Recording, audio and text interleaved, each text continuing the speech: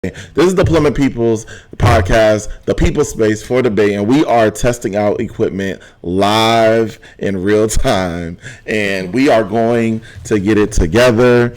I am so glad to be joined here today with Dr. Pamela Zabala Ortiz, and we are going to kick this off with I got a story to tell.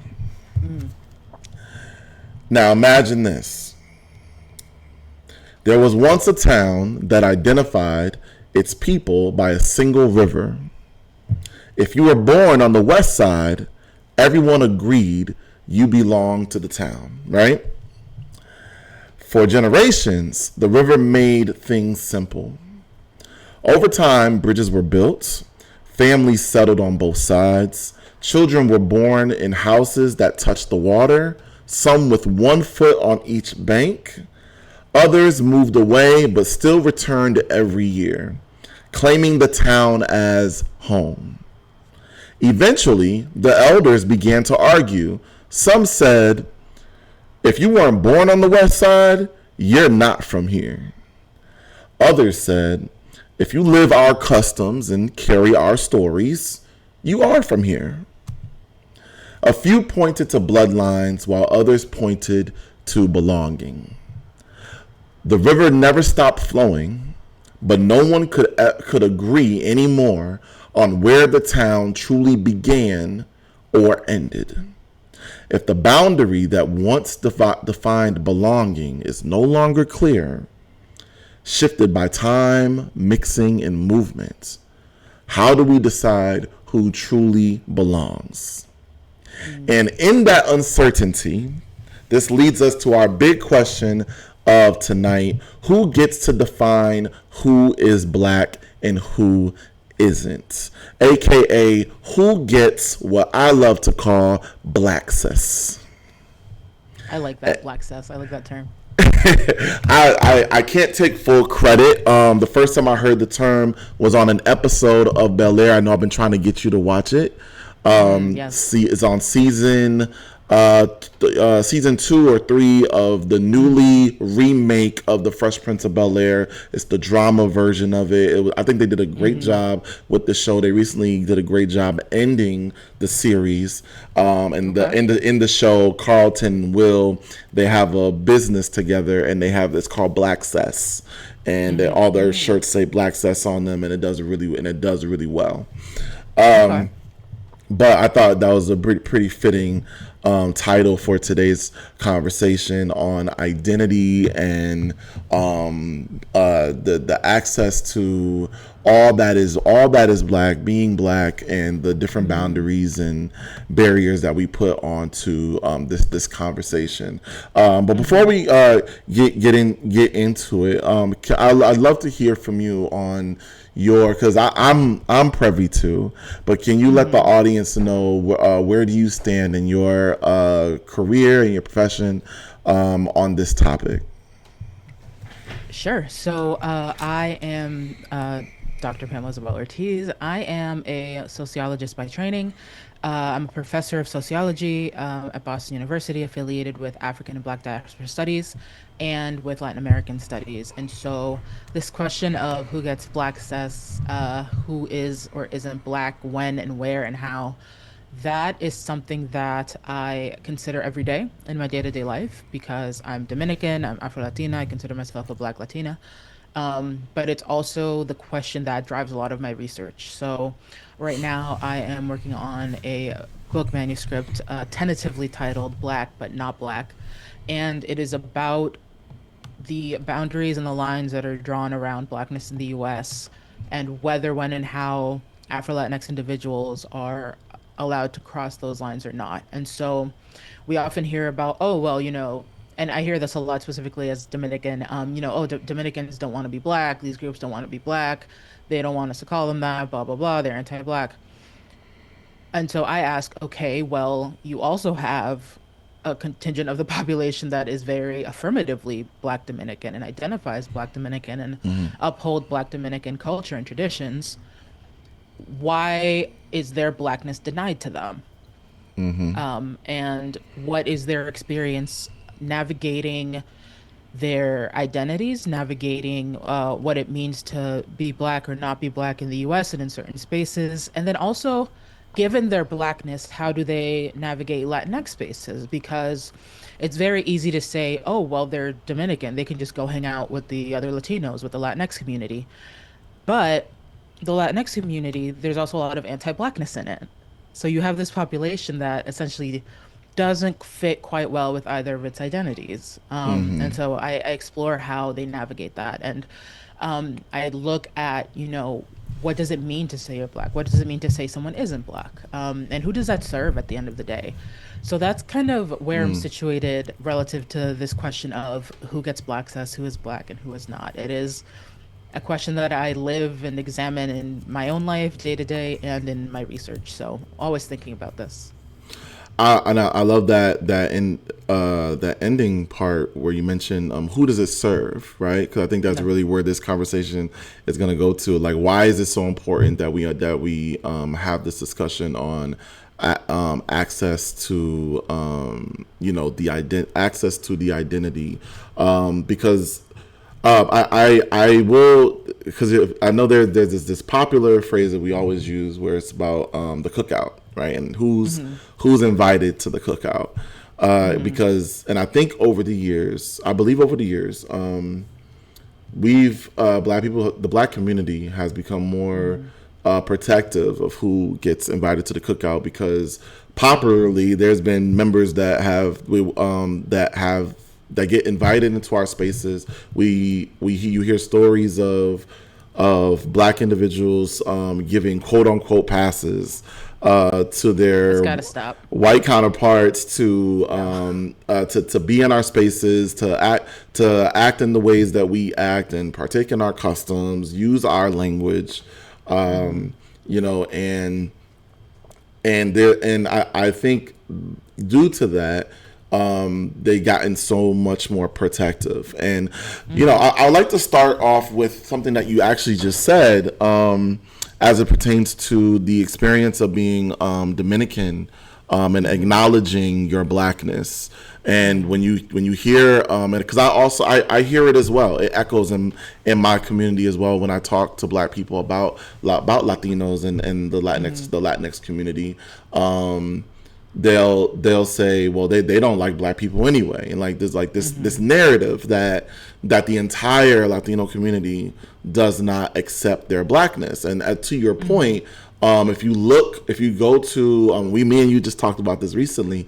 If you go to Brazil, if you go to Cartagena, if you go to these different pockets of South America, the Caribbean, you're going to find communities that most definitely not only acknowledge that they are Black, but they celebrate it. It's part of their tourism. It's part of their story, and they're not apologizing for it. I remember going to Medellin, Colombia, and I'm seeing Black women, murals of Black women that could be my aunt, women that could be my sister, up on every wall of every building. And so the acknowledgement is out there. But I would like you to speak a little more on those narratives. Why do you think that we that so many of us tend to just follow the narrative that it's all Latinos that don't mess with us or don't mess with their Blackness? And is there also, and also you could speak to the little bit of truth in that, right? Yeah. Because it definitely doesn't come from somewhere. I mean, it could come from nowhere. I'm sure it comes when you hear a Black person say that, it's because they've had encounters with those of the Absolutely. Latino community that have made them feel unsafe. They that have heard them speak ill of Black identity, and spoken of the rejection of their own Black identity. Yeah, absolutely. So I'll preface this by saying there's anti-Blackness everywhere. Even in places where there are no Black people, there is anti-Blackness. And those are very few places because there's Black people everywhere in the world. And so anti-Blackness is a product of colonialism, capitalism, imperialism, and it is not something that is random. It came about very purposely as the sort of driving force behind these systems. When you think about the beginnings of the New World, the first places that were colonized, the first places to receive enslaved people from Africa were in Latin America, the Caribbean, right? So, Mm-hmm. um, even before, 1916 in Virginia, the first boat with what would become Black people arrived in the Caribbean in I think it was 1502. So the first slave rebellion was not in what is now the United States. It was in the Dominican Republic, what became the Dominican Republic, right? So there is, I think, a longer history that people just don't know, first of all. And I think that not knowing that, not being able to make those diasporic connections, and thinking, I think, solely within the US context probably doesn't help. I'm also not blaming people for knowing that history because we're not taught it, right? This is something that you have to do years Yeah. of concerted personal study to get into this stuff, to learn Yeah. about colonial history, to learn about the development of Latin America and its racial projects, right? And so thinking about the Dominican case, for example, there absolutely is anti-Blackness in the Dominican Republic. I will never say there isn't. There are absolutely anti-Black Dominicans. There are Black anti-Black Dominicans. I will never say that's not true. What I won't stand for people to say is that all Black Dominicans are self-hating or don't want to be Black. And I don't and what I always try to tell people is that this anti-Blackness was really a top-down, concerted state effort. And you have to go back and study, the 1800s in the Dominican Republic and its relationship with Spain and France and what would become Mm-hmm. Haiti after the Haitian Revolution, in 1794. We had a small group of elites who were descended from Spain who decided that, we are going to form the Dominican nation. The Dominican nation is not going to be a Black nation because we're descended from Spain, and everyone just needs to call themselves something else. And so, and I'm taking broad brushstrokes over history here, so please Mm-hmm. know that I'm skipping over a lot of things. Fast forward to the 30s, 40s, and 50s, we have a dictator who says, well, if you're Black in the Dominican Republic, you're actually probably Haitian, so we're gonna shoot you in the street. We're gonna disappear you. We're gonna imprison you. You're gonna be missing and your family's never gonna hear from you again, right? So it became an act of survival almost Mm-hmm. to separate yourself from Blackness. So it was a state project that was being imposed by the government, by the elites, by those in power, but then it also became a matter of just day-to-day survival. And I think all of that gets lost when you boil it down to, oh, well, Dominicans don't want to be Black. Mm-hmm. And then there's the question of like, well, what is Blackness? Like, what does it mean to be Black in the Dominican context? What does it mean to be Black in the American context? And so Mm-hmm. one thing I was actually going to ask you is, when you say Black, what do you mean? Who are you referring to? So, I mean, I've gone from calling myself African American Mm-hmm. to Black American Mm-hmm. to just Black. Mm-hmm. And there was one time in my life where I was going around telling people I was Jamaican for some reason. I feel like Okay. my aunt told me that she was Jamaican, and I was just like, Uh-huh. "Oh, I'm Jamaican." I just fully took on that identity, I see it. until I found out it wasn't true. But I think for me now, when I hear the term Black, I'm referring to all those of the African diaspora. Like, Mm-hmm. as a teacher, there's several times I've shown my students that famous map of Mm-hmm. the that shows these various arrows Mm-hmm. of the directions of where captives were brought during Yep. the Atlantic slave trade. And when I show that to students, they're like, "Oh my!" So it wasn't just in America. And then we get to have No. a broader conversation, like, "Yeah, this is how Tainos came to be Tainos," and this is, and then we get to go. They see all the arrows going to South America. They see the arrows Mm-hmm. going to Caribbean. You see some arrows Mm-hmm. go even going to Europe. You see some Yeah. arrows going to parts of America, and so on and so forth. So everyone that's a part of that is a descendant of that tragic part of history, I consider to be Black. We have a shared history, in a direct lineage to Western and some Eastern parts of Africa. And when I say Black American, I'm speaking, or if I say African American, I'm speaking about specifically those of the African diaspora that are descendants of the captives from here in the United States of America. Okay. And I will argue, though, it is getting harder to make those lines very clear because of interracial procreation. Just the mixing of the genders. You have, like, what do you tell someone who is, oftentimes I end up having this conversation with Africans who were born in Africa, but they come to America and they've been in America. They were raised in America for however long, and now they're telling people they're African American. And so when we have conversations of reparations, when we have conversations of the Black struggle in America, they tend to kind of loop themselves in there. And I do see how Black Americans would take a problem to that in certain contexts. So when you ask me what's the criteria for being Black, I think you're going to get a different answer from different people.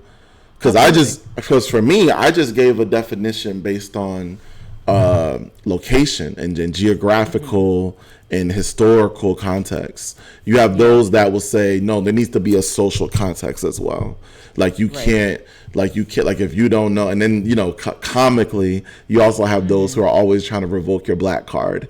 And because you don't know a certain R&B song or hip hop song, or you don't know certain language, or you're not hip to certain parts of Black pop culture, then you're not Black, or you don't know what it's like. You don't know that feeling of a hot comb on your head, or you don't know what it was. Someone, you don't know why we're all laughing when someone such and such mom said you either gonna be inside or outside. You ain't gonna be running in and outside my house. Like those particular experiences, those social experiences, and I'm sure you can appreciate that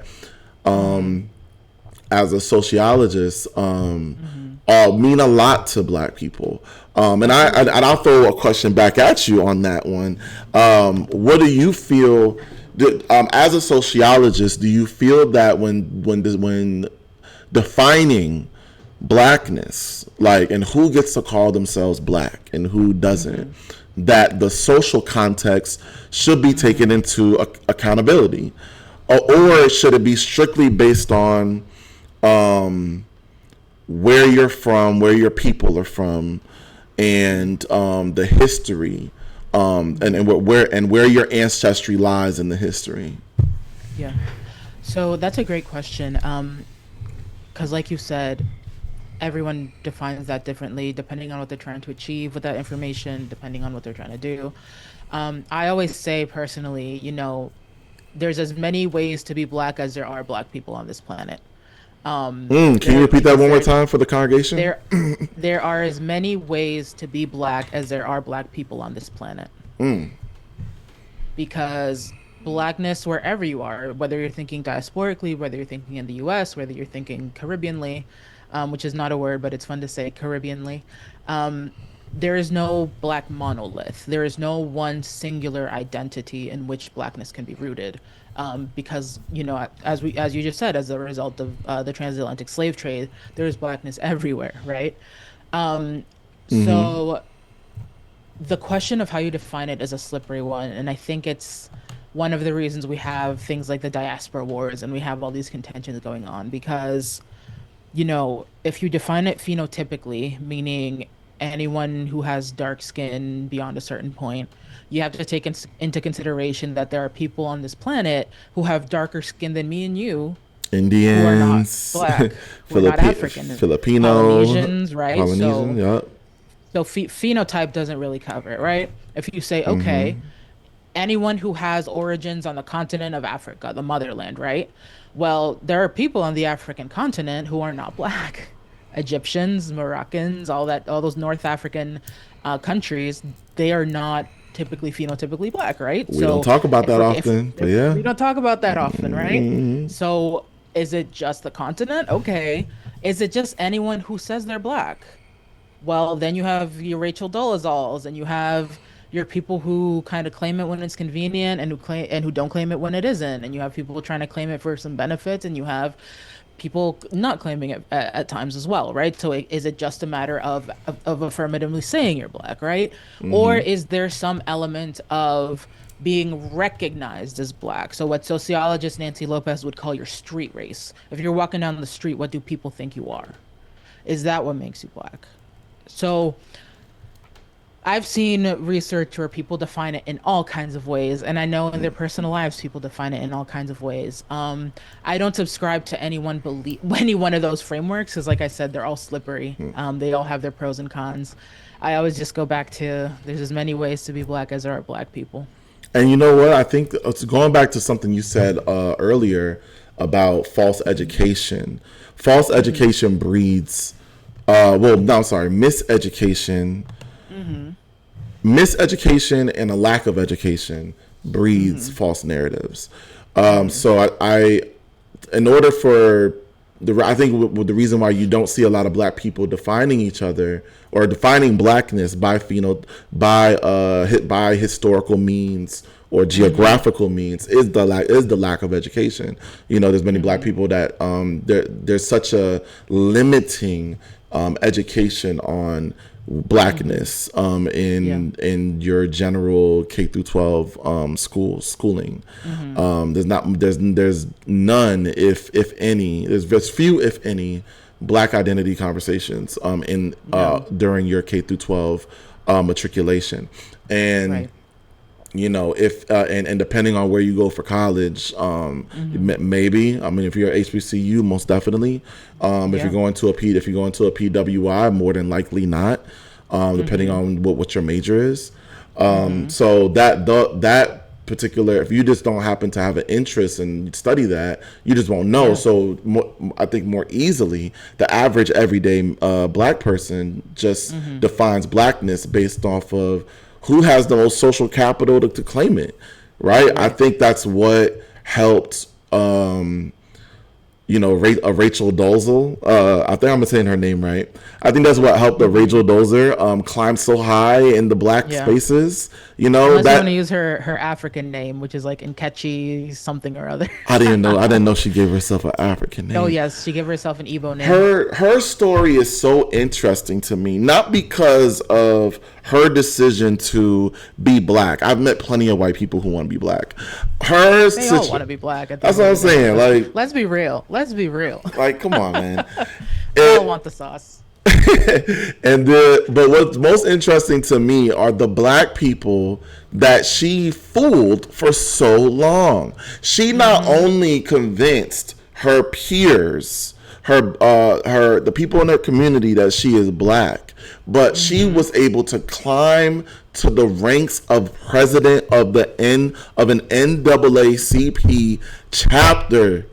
Yep. The fact that she was able to do that without anyone noticing, because for her to do that, she would have to definitely gain a lot of social capital. She would have to have demonstrated certain what people deem to be blackness qualities. You know, I'm trying to imagine the amount of time she must have brought the hot sauce to the cookout, or said something in a certain twang or accent that's familiar to the black community that she was around.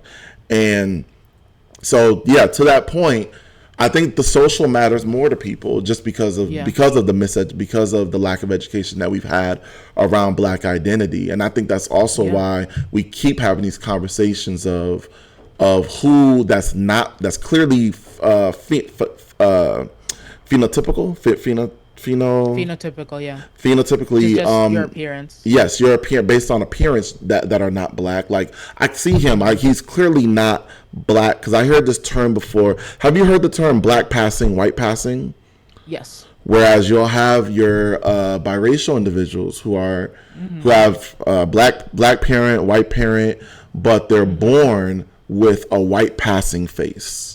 Yes. Right? And like if you saw that girl, you would say that's a white woman.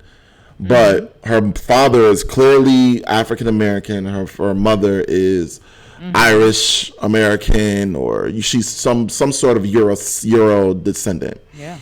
But she's walking this world as a white woman, and unless she starts speaking a certain way, blasting a certain type of music, or doing certain things, you wouldn't know that was a black woman you were talking to. Right. So I could see a lot of black people saying, you don't get to call yourself black because you don't get the same responses for the way you look in this world because you're white passing. Like, I don't care who your mama and your daddy is.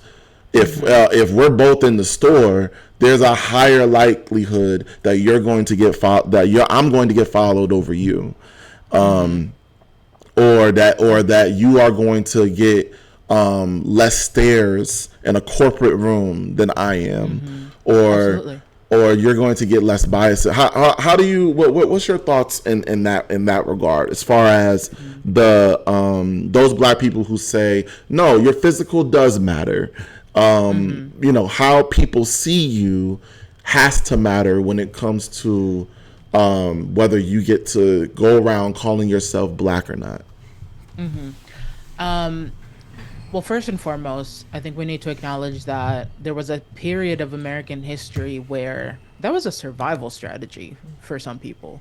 Passing, that meant socioeconomic mobility, that meant access to spaces where their black family members could not go.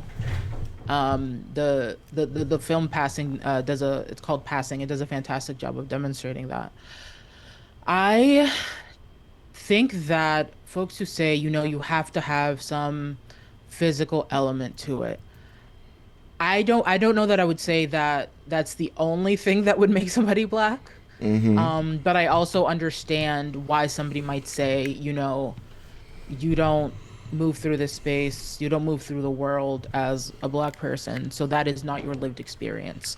And so I'll use kind of my own example, which is kind of the flip side of that, right? So depending on where I am not read as Dominican. I am not read as Latina in any way, shape, or form, because the modal image, the stereotypical image for what a Latina woman looks like is typically a brown, like Mexican-looking woman, right?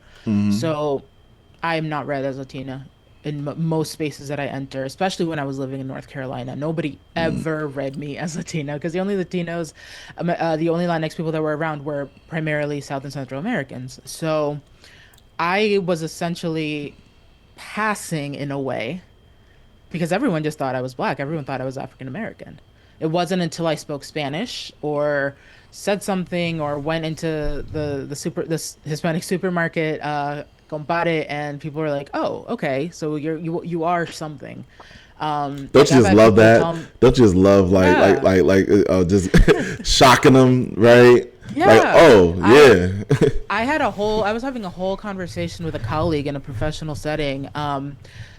He was Latino, and this other white Latina woman, I call them Latinas, she came up and started talking to him in Spanish, and I was just listening because she interrupted our conversation. And at one point, she turns to me and she goes, "Oh, are you learning Spanish or something? Do you want to listen in so that you can learn?" And I was like, "Girl," she fully assumed that I wasn't Latina, didn't know Spanish. Like, so the point I'm trying to make is that, like, we all, like, phenotype is so contextual, you know. Compare my experiences in North Carolina with being here in Massachusetts, being in Boston, right? When I walk into certain places, people are like, "Yeah, she's Dominican." Absolutely, she's Dominican. There's no question about it, right? But there's more Dominicans around. There's more of that context. So I think phenotype can go a part of the way toward making the claim or the argument of blackness. I think the U.S. government in particular, starting with, I believe, good old Thomas Jefferson, spent a long time trying to figure out the mathematics of blackness. Are you a Mm-hmm. half, a quarter, an eighth, a 16th, a 32nd, a 64th, a Yeah. 128th, you know? And they had names for all those categories, right? So it's like because the one drop rule was very real. It didn't matter if you looked white. If you had a drop of black blood, hypodescent, you were considered black to the US government. So, but the phenotype is a tricky conversation as well. Like there's not ever any clear boundaries around any of these things. And I think because there's no clear boundaries when it comes to phenotype. I think those conversa I think we should leave that out when we're having the Hmm. conversation of like if you want to have the conversation of who gets to be considered like I've seen events where I've seen events where the flyer says brunch for black women, right? Hmm. Then cool, you can use phenotype, you can use social context to Hmm. describe on who gets to come to this function in this Hmm. space, right? Because nobody's going to be checking your ancestry at the door. There's not going to be Right. a genealogist next Right. to the bouncer. They're just gonna go off of girl, you ain't black, girl, you black, come on in. Hmm. But if we're having a conversation of reparations, Yeah. scholarships, Yeah.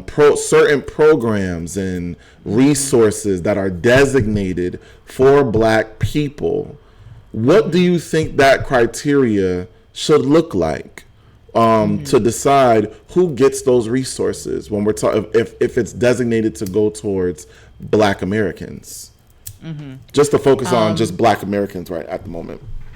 if it says specifically Black Americans, that is different than if it just said Black. If it said Black Americans, then it should be specifically for people who are descendants of those who were enslaved in the United States and what we have now as the United States. If it says Black Americans specifically, if it says Black, if you can claim Blackness, then it's a little more open.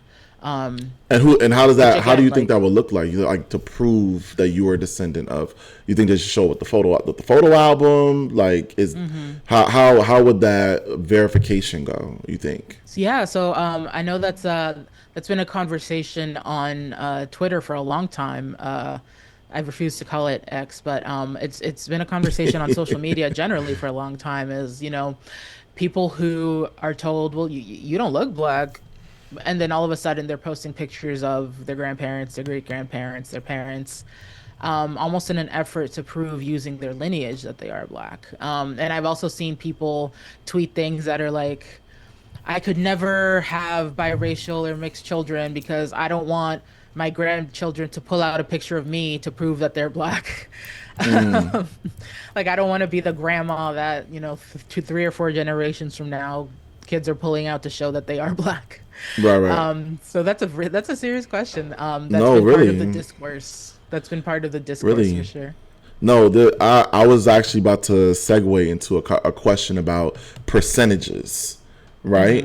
Mm-hmm. Because if I show up for these benefits Mm-hmm. and my percentage of black American is Mm-hmm. 20%. Is it if it's Yeah. 30%, if it's forty Yeah. percent, do I still am I still eligible for these resources? Am I still Yeah. eligible for this particular Yeah. experience? So I things get very, very dangerous when we start talking about numbers and race. Because that flirts very, very closely with the idea that race is quantifiable. Um, and a lot of the sort of race scientists of the early 20th century, whose work went on to inspire, for example, Nazi practices, relied on racial math, race science. So I always am very hesitant to ever say, it's 20, it's 30, it's 40. Because I also just think people don't move through the world like that. There could be somebody who it's let's say 60% black, 75% black, majority black, but because of the absolute crapshoot that is genetics, they may not be phenotypically black at all.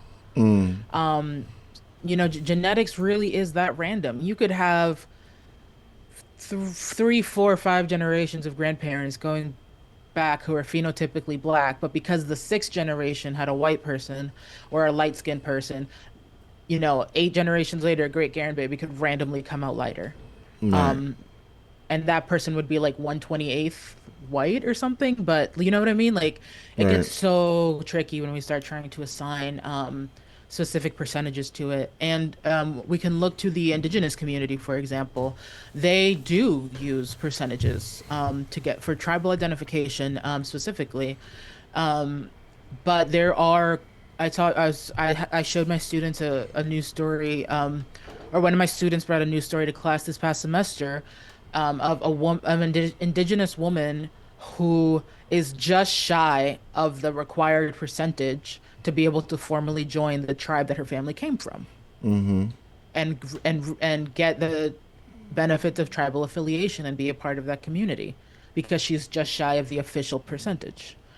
Um, she has the culture, she speaks the language, she grew up in that, but she doesn't have the number. So it gets very tricky when you start trying to assign a percentage to it. Right. And I mean, if we're talking about reparations and we're talking about scholarships, Hmm. I don't see a I don't know many of these organizations that will take the necessary time to, like, we Hmm. all know how expensive it is to get your Yeah. ancestry done, right? Yeah. Like, imagine doing that for every black person Yeah. that wants this particular resource, whatever it may be, and Hmm. they got to go through this verification process Yeah. to get it. Yeah. I have a video I'd like to play for you, and I'd like to get your opinion on it. Sure. Are you familiar with Amanda Seals? Yes. Are you familiar with her video of the time that she went to Jubilee? No. She was surrounded by 20. It's a show where they surround a popular commentator or expert on, and they surround them with people that are in opposition to what they generally believe and like Oh, yes, support. yes, yes, yes, yes, yes. She was Okay. surrounded by 20 black conservatives Oh in no. this space, and Hmm. and in this surrounding, there was a Caribbean. I believe it was a Caribbean Hmm. gentleman who came up, and they had an exchange, and she had this to say, and I was wondering what your thoughts are. Let Sure. me hold on. Let me get it up. Amanda. Oh, there it goes.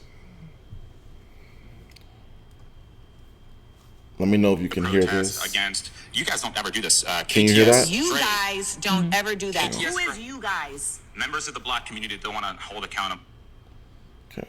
And what is the population of black people in the town that you're from? It's really extremely low, but I grew up around black people, and there was a black community where I lived. And that black community that you lived in, did they teach you about black history in the United States? I Like, learned black history. are your parents black American? Yeah, my mom is black. My father is black. No, I'm asking, were they born in the United No, States? because I wasn't born there. Oh, so you guys are all from Angola. Yes, but again, like I told you earlier, right? Your sources you're not able to But I have cite all your the sources. in New Please go York. sit down. Yeah, that's the truth. It's you not can the try to truth. avoid it. It's You can not try the to avoid truth. it. It's not the nothing you say is actually the truth. Nothing. You're not even American. You're not even a black American. As the daughter of an immigrant, it is imperative that black people from other places understand the disparate difference that they exist from black people in the United States. It is not the same. Period. And ultimately, the best effort that we can do as a diaspora is to lead in understanding, not in judgment. So when I am talking to somebody from Sudan, from the Congo, from Angola, I am listening to understand their experience, not to undermine it. And I refuse to allow anybody from Grenada, from Angola, from any other place to come and try to undermine the experience of black Americans. To protest against you. I got heated. Hey, first off, do you believe that was a valid crash out? Yes. Absolutely. Let's expand on why.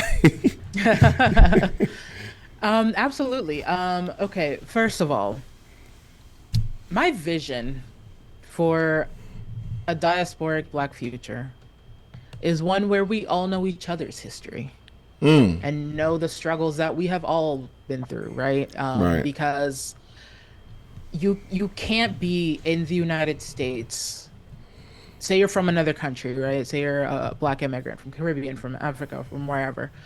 You cannot be in the United States, a place where you will undoubtedly be read as Black when you move through certain spaces.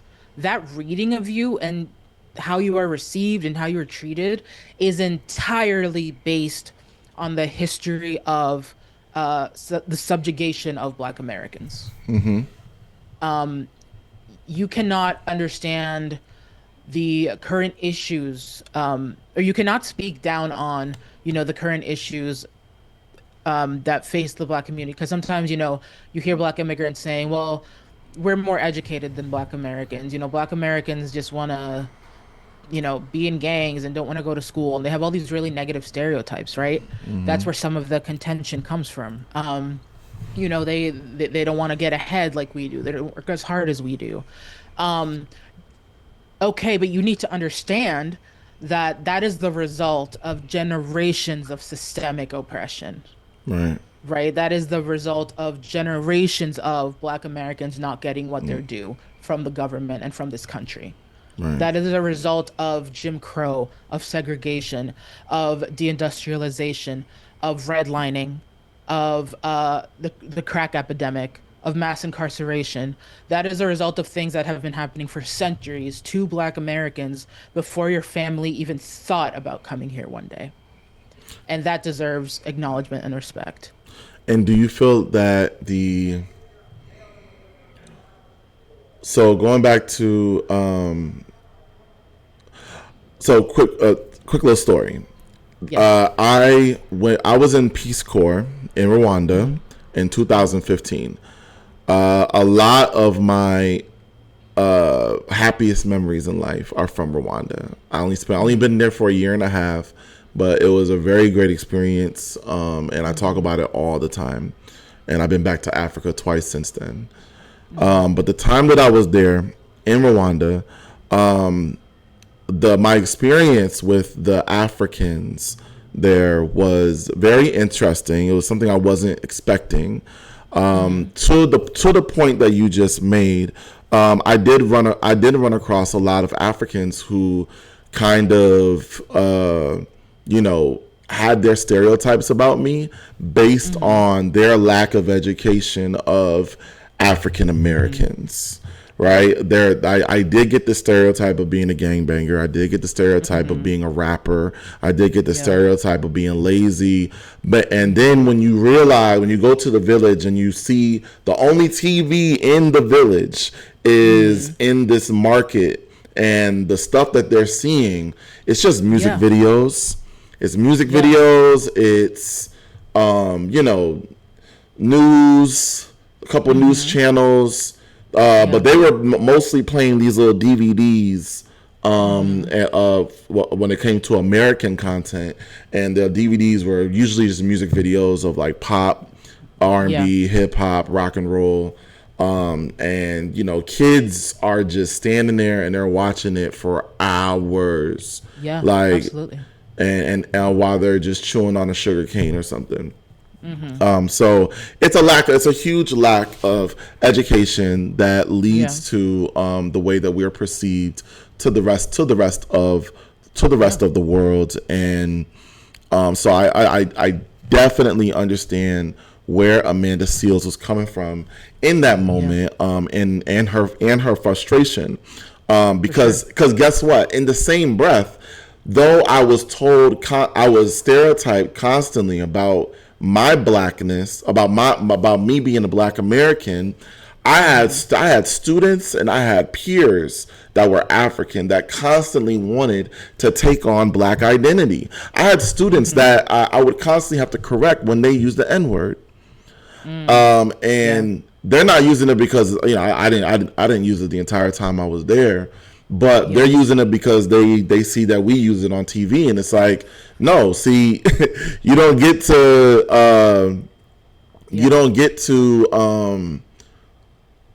I guess it, and I think it was such a weird experience for me because it's the first time that I had I had the same reaction to them using that word that that I used to have, and I still do have, to a white person using that word, or anyone who does not meet my or my community's criteria for blackness. Like it hit the ear weird. Like I remember, I'll never forget when it happened. We were playing what I would call soccer, what they would call football. And it's like, come on, niggas, hurry up. I was like, what? And they're like 18, 17 years old. Like, what? That was so random. You never talk like that. Why would you just feel the need to drop the N-bomb on me like that? And we stopped the game. I huddled them up. We had a whole conversation about it. And, you know, they meant no harm by it. My students are awesome. You know, they just testing the waters as teens all around the world do. For sure. But it's interesting, you know, like just to show that it's not just in white America where we are out, where parts of where our customs and our languages and are constantly ridiculed, but at the same time praised in private, and at the same time adopted. I'm about to drop some references. I apologize. I'm a professor. This is my job. So there is a sociologist. I'm gonna get some sound effects soon. There's a sociologist by the name of Sylvia Zamora who wrote a book called Racial Baggage, and it is about the ways in which Mexicans, before they migrate to the United States, so this is future immigrants, already have ideas in their head about race and racism in the United States because of the media that they consume in Mexico, and because of what they hear from their families in the US when they call back.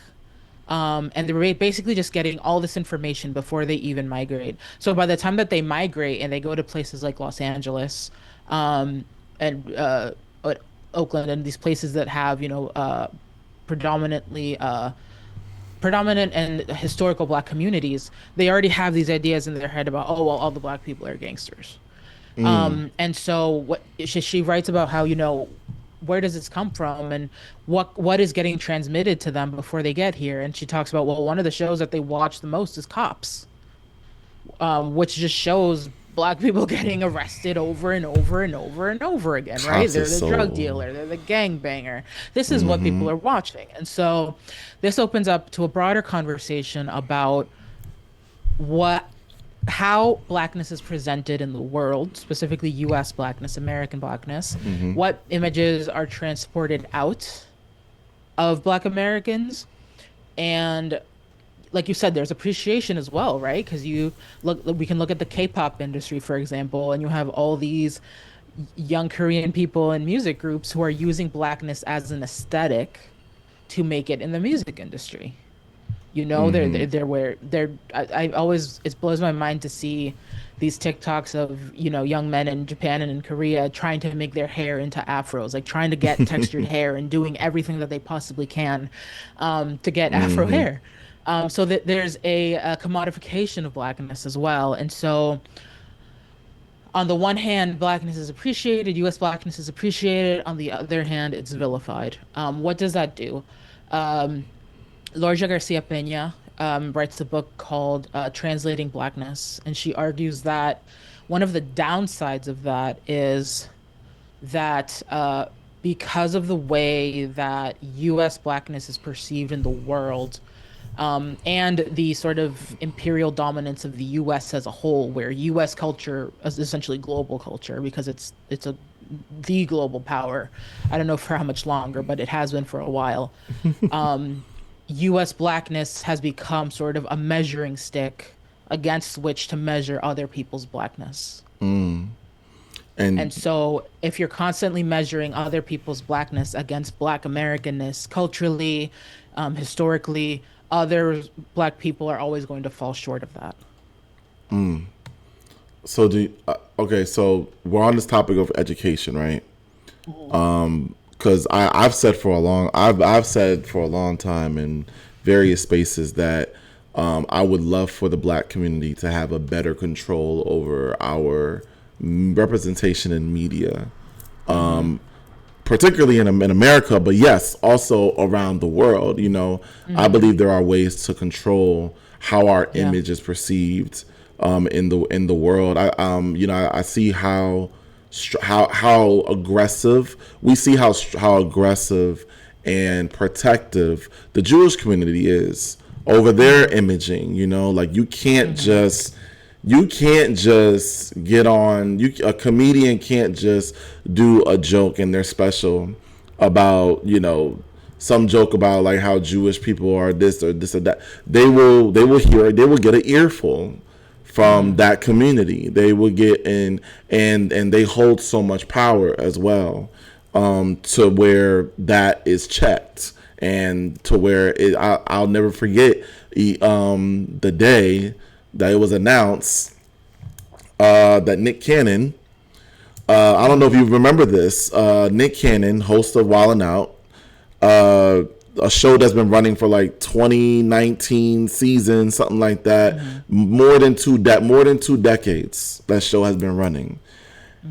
It gets canceled because on his podcast he says something to the fact that Jews are that Blacks are the original Jews. The Jewish community did not like that. They told him to apologize or we'll cancel your show. Like, not your pod, because they had no control over his podcast. He ran his podcast, but they ran his show. MTV, the MTV Viacom, they ran his show. They had that power to cancel it out, and they did. They canceled the show. And he had to do a full apology to that community.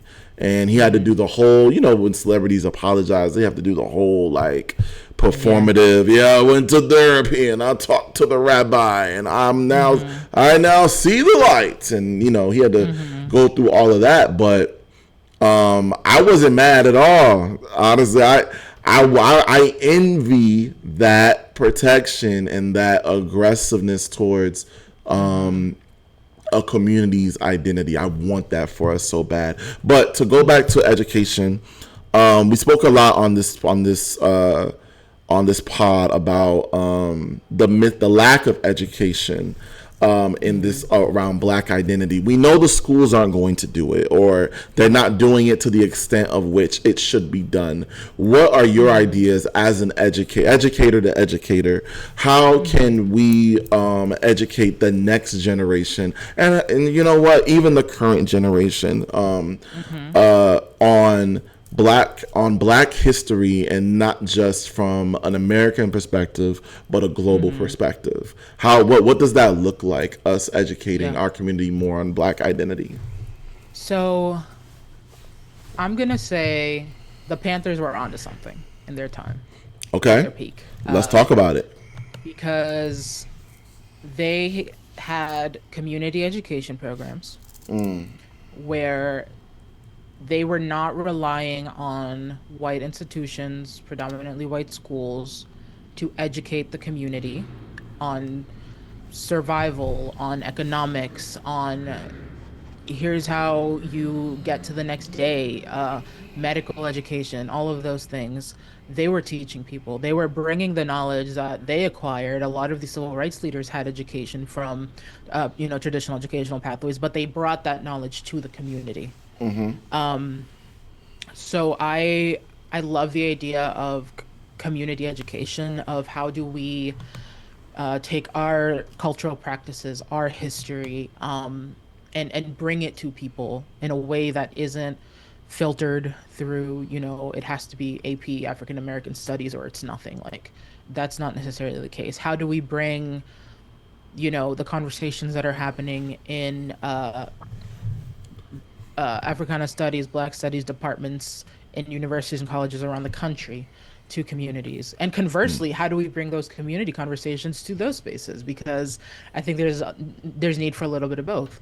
In terms of how you actually get people to sit down and receive that learning, that's a whole different conversation. That's the meat and gravy here. That's the issue, is getting people in the room, because I think that would require a level of buy-in from the community in terms of, this is something that's necessary, this is something that's important, this is something that we need, and this is something that we need to dedicate time to this community education, to this history, to breaking down these barriers.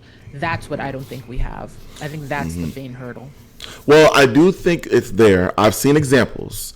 I've definitely seen examples of very engaging after school programs. You know, I've seen Black historians go school to school, and they're allowed in the school, and they're allowed to come on Black History Month for a demonstration of a conversation on the African diaspora with where the students have to do like a project or a role play. At the end, like, I've seen a lot of efforts like that. Spending my time in Atlanta, I've seen so many. I think Atlanta is a great place to model after. There's so many people doing great educators doing great work out there. Absolutely. And what I've learned in that time is, you know, I want to call on the Africana American Studies experts for this call to the community. I think I hate to use the word volunteer when it comes to this, because educators already don't get paid enough. But, you know, when you talk about the Black Panthers, the education they were doing, they weren't getting paid for that. They recognized that it was so important for our people to know where they come from and to know who they are, that they were taking time out of their day, volunteering time out of their day, didn't complain about it, and were in a classroom in some rundown building, and they held these classes. No matter if 3 people showed up, 5 people showed up, 7 people showed up, I'm here, you know. And there's nothing there's opportunities out there for us to do that. And absolutely, I know you're a big advocate for public libraries. It's nothing for it's nothing for those. It's nothing for those experts to book a room at a local library and hold these classes for as long as you want to. It could be on a particular part of Black history. You can focus all your energy on the history of the African diaspora. You can focus all your energy on the Orishas and the Greeks and goddesses and the different religions. You could have one on the different languages. There's 1,000 languages within that one continent. You can go so many different ways with this, and I think there are ways to make it engaging, but I don't think the fact that people historically don't show up to these conversations should be a reason why we stop doing it. Because we have to think, going to the Black Panthers, we have to think like the Black Panthers in this regard, and we have to think we have to not focus on what people won't do. We have to just provide the opportunity, and hotfully that they'll show up. I have one last question for you before we go. Wait, I have more to say. Oh, yes. No, please. Sorry, very quickly. The other reason I brought up the Panthers is because they were Pan-Africanist. So they were concerned about the Black cause, not just in the U.S., but Black people everywhere. That is what we need. We need Pan-Africanist, diasporic community education. And you know that they were onto something. Why? Because the U.S. government was after them for years and is still after them and killed their leaders. If what they were doing was ineffective and wasn't mobilizing and uplifting the Black community in a way that made the government uncomfortable, the government would have left them alone. That's how you know they were doing something good. Right. Because even they understand the value of education for uplifting and mobilizing a community, and that's what they're worried about. Absolutely. It's hard to end the podcast with this question because it's so loaded. Yeah. But do you envision a post-racial America? No. Do you think race will be a forever issue for us? So long as the current socio-political, economic structure that we live in continues to exist as is, we will never live in a post-racial society. So if those systems were, so you don't see a world where those systems are erased? I do. I just think it's going to require a lot. As my students say, we need to burn it down and start over. Because ideas about race and racism, like I was saying earlier, they're tied to capitalism. They're tied to exploitation. They're tied to mass incarceration. They're tied to the very threads of this country from the very beginning, right? It's woven into our Constitution, into our Declaration. The documents that made this country perpetuate ideas about race and racism, right? So as things are right now, the structure, these systems that we live in, they are not conducive to a quote-unquote post-racial society. And we are not currently in a post-racial society by any means. Because there's some people that like to think we are. We are not. And let's make that very clear. Let's make that exceedingly clear. Make that we are very not. clear. Obama because there has been a narrative that's been that the far right have been really trying to push since the MAGA era began, that we are in a post-racial society. Race is no longer an issue. And even when race was an issue, it wasn't never that big an issue. It was never so big of an issue to where America wasn't great. And it is important that we continue to, I definitely believe that it's important that we continue to correct the history that they are trying to erase. Is there a lasting message that you would like to leave our audience as it pertains to Black identity and who gets Blackness? Blackccess. Who gets Blackccess? Gosh. All I can say, I guess, let me see if I can try to make this sound deep. Continue to do the work, uplift your community, recognize that Blackness is slippery. There is no one way to define it, to pin it down. I think we get lost in trying to pin it down. Recognize that it's a construct, it's contextual, it's social. Blackness is we are currently remaking Blackness, right? So the Blackness 20 years from now could look completely different from Blackness today, and Blackness today looks different from what Blackness did 20 years ago. Blackness is currently in the making. It's in the making. It's in process. It's in progress. So we need to not get bogged down so much with trying to pin it down, trying to say who is or who isn't. Instead, how can we create a radical, inclusive, diasporic sense of community?